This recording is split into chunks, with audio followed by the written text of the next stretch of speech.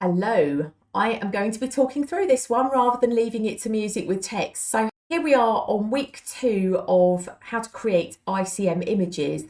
And I just thought it was really important to talk through this one because there was a couple of things I really wanted to share that I've been thinking about on my own ICM journey. So water, I love water.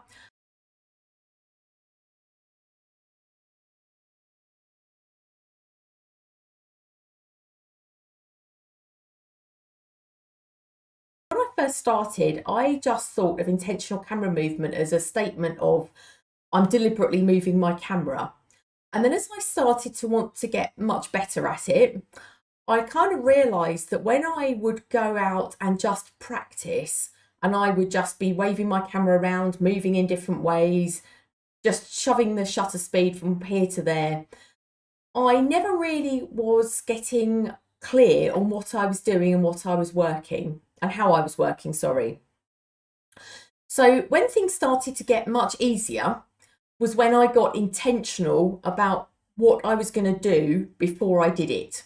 So I would set my shutter speed to 1/8 of a second, which is what I had with these two images.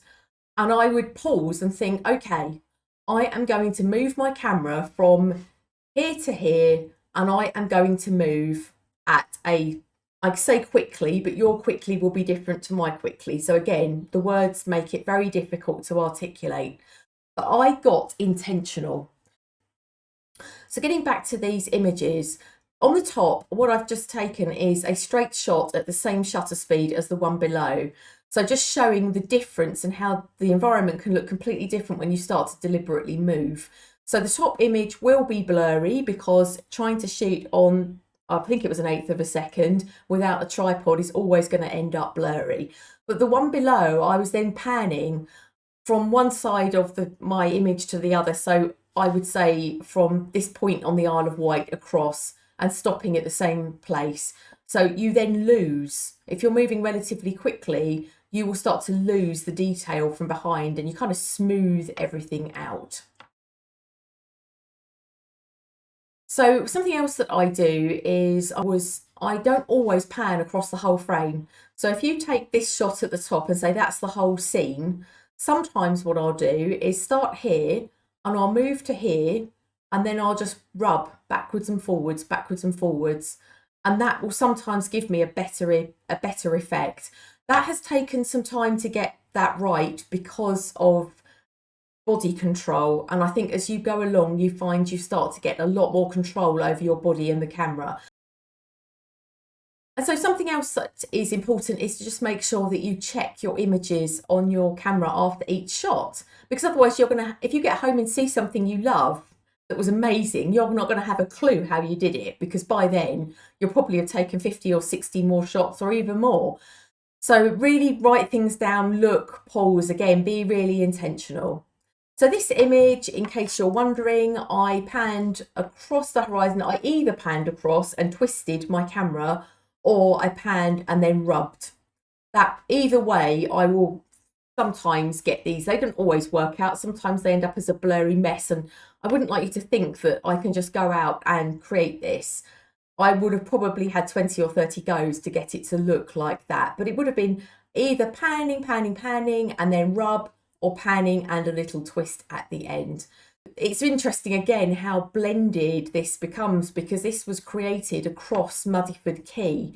So I'm at the back of the quay where there's loads of boats on the bay, there are buildings in the background, there's a hill over here somewhere. So again, losing the detail by just using your camera as a paintbrush.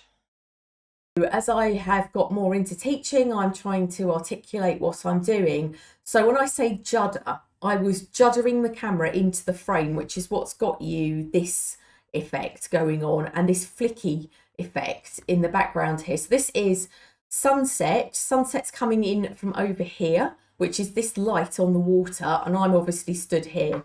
So juddering, imagine to judder, you're shaking dice in your hands, but very, very subtle. So that's what I mean when I say judder.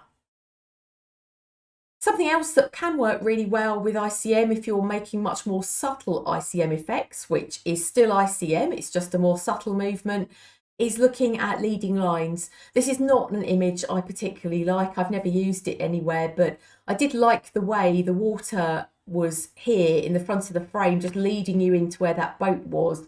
And what you're seeing in the yellow here is where the tide has gone out. So the water remains in pools, and this is the sand showing through, reflected on the sun coming down on the horizon. So again, I have just rubbed. So I've not panned, which is why you've still got the boat looking almost complete and whole there. I have just rubbed into the frame to create this effect. So pan and play. Experiment first with your panning, different speeds, then practice panning a little way and rubbing, and then think about what happens if you pan and add a bit of a judder or a twist. But whatever you do, certainly for me, when I first started out, was realizing that I needed to be really intentional. I hope that helps you getting started with ICM, or even if you've been trying it for a while and it's not working out so well. I will be back next week. I'm going to try and share these every Tuesday. Next week, I think we'll have a look at buildings and how to ICM buildings successfully. So architecture, anything with a shape to it, probably beach huts, knowing me. So I look forward to seeing you next week on Tuesday.